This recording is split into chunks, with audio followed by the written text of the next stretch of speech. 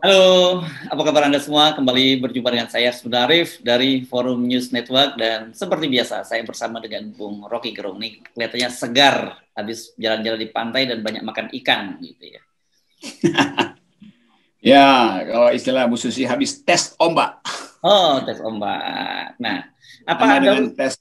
ya? Ya, Apa ada urusannya dengan juga. rencana Presiden Jokowi meminta revisi Undang-Undang ITE ini juga tes ombak juga? Itu betul tuh. Beliau sekedar tes ombak tuh. Seberapa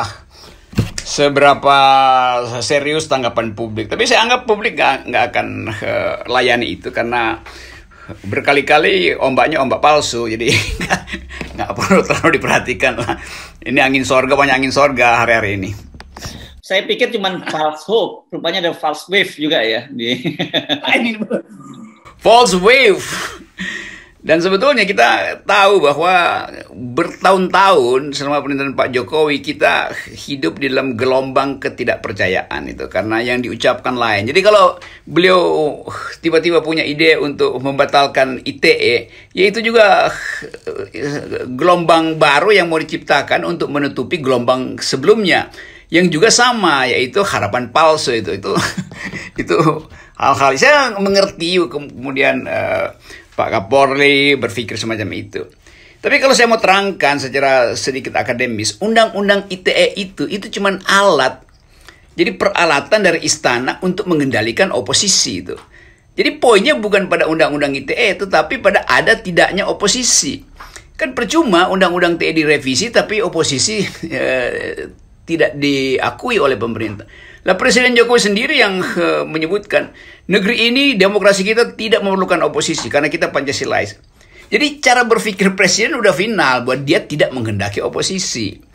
Oleh karena itu kalau ada oposisi undang-undang ITE ya bisa diabaikan. Nanti pakai undang-undang lain yang lebih berat, pidana macam-macam kan. Jadi kelihatannya begitu. Nah poin ini yang mestinya dimengerti oleh publik bahwa itu sama dengan misalnya ada orang komplain bahwa hiking itu kakinya sakit itu. Kenapa? Karena sepatunya kekecilan. Oleh karena itu dia ganti sepatu yang kegedean, tetap juga sakit gitu. Karena yang kekecilan bukan sepatunya, tapi otaknya kekecilan. Karena dia salah melangkah. Orang pakai sepatu apapun, kalau melangkahnya hiking itu langkah pocong, lompat-lompat, itu pasti sakit kakinya tuh kan. Jadi cara melangkah itu yang harus diperbaiki. Nah, dalam soal politik, Presiden Jokowi justru harus memperbaiki cara dia melangkah di dalam track demokrasi gitu. Bukan dengan mensponsori dinasti, bukan dengan mensponsori omnibus law. Jadi soal-soal semacam itu sebetulnya tuh, membiarkan korupsi di lingkaran dalamnya tuh. Jadi itu yang harusnya diperbaiki, bukan sekedar ucapin undang-undang ITE lalu semuanya simsalabim selesai gitu, enggak. Jadi ini lebih mendasar, yaitu cara Presiden Jokowi, cara istana secara keseluruhan menghormati oposisi. Karena begitu harus diaktifkan oposisi. Jadi kalau dikatakan silakan kita revisi undang-undang ITE, iya, tetapi oposisi sudah diserap ke istana. Lalu siapa yang mau bicara? Kan nggak ada kan. Gitulah dimensinya. Oh, jadi Anda tidak melihat ini semacam menunjukkan etiket baik karena kemarin setelah ngomong minta dikritik kemudian orang tertawa-tawa gitu, sekarang beliau dengan oke, kalau gitu sekarang gua revisi nih UU ITE, menunjukkan gua serius gitu. Bukan seperti itu, Bung Rocky? Enggak, itu hanya bisa terjadi kalau ada satu paket yang betul-betul orang perlihatkan bahwa Presiden Jokowi mengerti demokrasi. Kalau itu orang pahami mau pakai perbanyak aja segala macam undang-undang tuh. Tetapi kalau kekuasaan itu tidak paham tentang demokrasi, percuma, nggak ada gunanya tuh. Karena nanti juga intelijen akan cari cara supaya memuaskan keinginan presiden agar supaya oposisi tidak ada. Jadi presiden mesti datang dengan pidato baru bahwa saya bersalah selama ini karena menganggap oposisi itu buruk. Oleh karena itu saya revisi cara saya berpikir. Bukan undang-undang yang direvisi, cara beliau berpikir tentang demokrasi.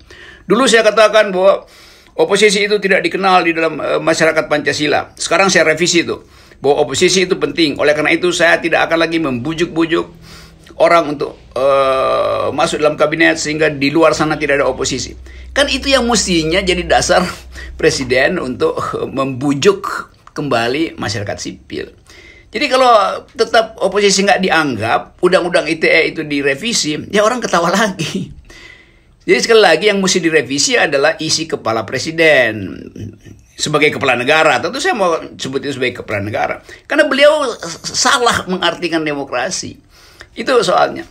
Kan selalu mau mengkooptasi, mau memasukkan orang-orang kritis ke dalam kekuasaan. Nah, itu yang mestinya direvisi. Jadi undang-undang ITE sekali lagi itu cuma bungkus aja dari isi politik yang anti oposisi. Kalau saya bisa tambahkan, kalau Presiden Jokowi mau konsisten, jangan pilih rektor, biarkan rektor dipilih oleh sivitas akademika sendiri.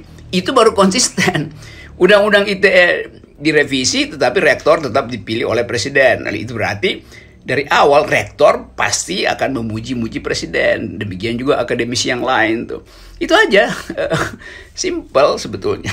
Saya sih melihatnya dengan cara yang berbeda ya, Bung Rocky. Saya sih berharap gitu ini hanya langkah awal saja, kemudian diikuti langkah-langkah lain gitulah. Ya, langkah-langkah demokratisasi seperti yang dilakukan oleh Pak Jokowi, Pak Habibie dulu ya kita sebut ya. Bebaskan para tahanan politik, karena ini kan sekarang banyak sekali orang-orang yang kena terjerat dalam undang-undang ITE itu, teman-teman kita seperti Saganda, Jumhur, Anton dan sebagainya gitu. Karena sekarang proses di pengadilan mungkin nggak bisa langsung dibebaskan, tapi vonisnya misalnya bebas. Kemudian yang lain-lain yang sudah dalam tahanan segera dibebaskan oleh Pak Jokowi, oleh polisi lah katakanlah gitu. Apakah langkah-langkah semacam ini diharapkan kemudian diikuti dengan langkah-langkah lain seperti yang Anda sarankan tadi? Saya sengaja membiarkan Anda bicara supaya dicatat nanti apa saja saran Anda itu gitu. Kalau pikiran beliau bermutu, kalau apa yang diucapkan presiden itu bermutu, maka Jaksa Agung hari ini sudah mengucapkan turunan derivat dari pidato presiden, dari permintaan presiden, yaitu saya Jaksa Agung akan memakai hak eksklusif saya yang disebut deponering gitu. Karena itu saya hentikan seluruh pemeriksaan terhadap Jumhur, Ustadz Habib Rizik harus segera dikeluarkan. Kan itu langkah yang orang mengerti bahwa presiden serius. Tapi aparat negara sampai sekarang tetap tidak punya poin untuk melepaskan mereka. Jadi percuma presiden ucapkan itu kalau nggak ada langkah.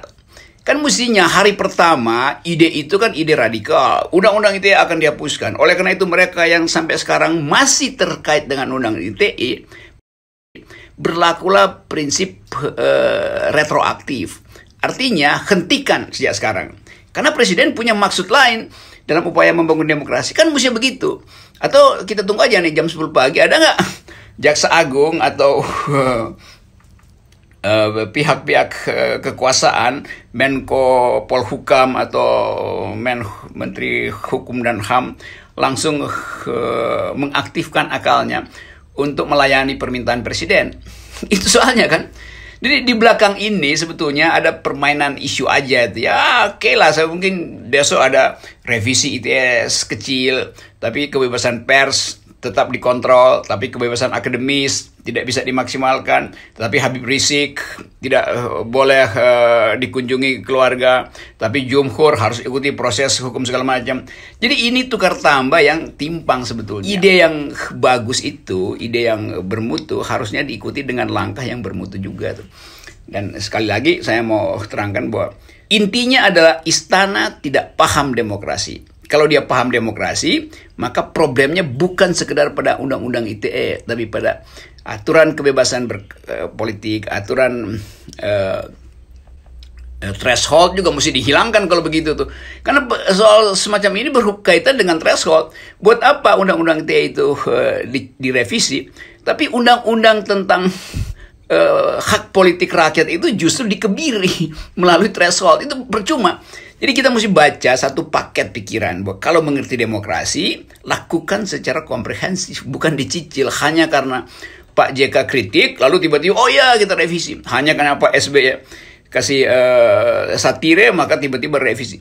Jadi politik ini nggak boleh berdasarkan sekedar pada keinginan untuk membujuk Pak JK, membujuk Pak SBY. Ini kan orang tangkapnya, wah berarti Presiden Jokowi hanya mau membujuk dua tokoh itu, sementara yang lain silahkan masuk penjara itu kan. Itu analisis saya. Ya, tapi saya berharap ini model kebijakan Pak Jokowi di awal di periode pertama itu, waktu mengeluarkan kebijakan ekonomi kan, ada paket-paket sampai berapa paket ini. Saya berharap ini adalah paket kebijakan politik itu. Demokratisasi yang dilakukan oleh Jokowi jilid pertama gitu, masih akan ada berjilid-jilid lain yang akan dilakukan oleh Pak Jokowi. Iya, kita tahu semua paket ekonomi itu akhirnya berantakan tuh. Karena udah bikin paket sampai paket 12 udah kayak seri Kopingho tuh. Paket 26, jilid 26, jilid bahkan Kopingho tuh sampai jilid 120 ada tuh. Ini Pak Jokowi udah di ujung kekhawatiran dia, tiba-tiba punya ide untuk melepaskan kendali politik. Itu ajaibnya di situ tuh. Dan orang akan lihat pas eventnya apa. Barusan dia ngotot supaya pemilu 2022 itu ditunda ke 2024. Kenapa? Ya karena alasan politis.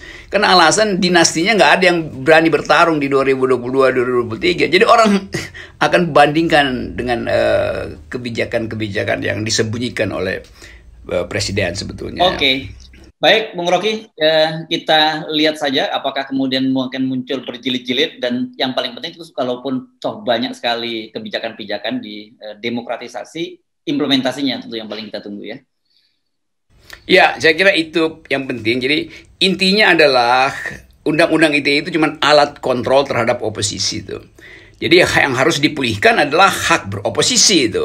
Itu intinya itu. Yang kedua, kegiatan mahasiswa kampus itu harus dibebaskan dari pengendalian kekuasaan.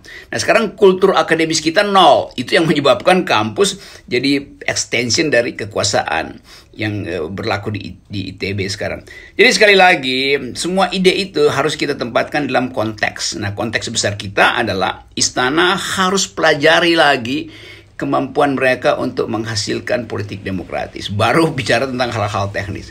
Jadi jangan sogok Pak JK dan Pak SBY dengan soal undang-undang ITE itu. Sogoklah rakyat dengan kecerdasan berdemokrasi. Saya kira itu tipu-tipunya tuh. Oke. Oke. Terima kasih Bung Rocky. Bye. Yes.